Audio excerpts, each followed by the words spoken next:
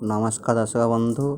आज श्रावण मासर प्रथम सोमवार आम आज पंचामृत बनइबा से गोटे बाउल रे सम परिमाण रे क्षीर आउ दही रखी।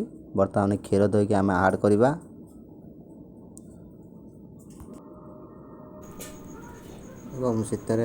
गुड़ ऐड करवा। मुझे गुड़ ऐड करुच्ची।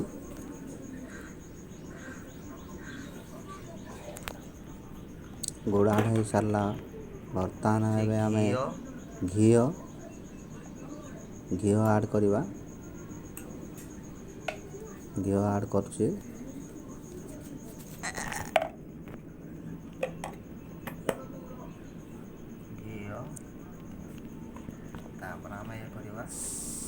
महू बर्तमान मुझे महू ऐड करुच्ची पंचामृत पाई। दर्शक बंधु आपण मैंने आज सोमवार पंचामृत टी बनातु।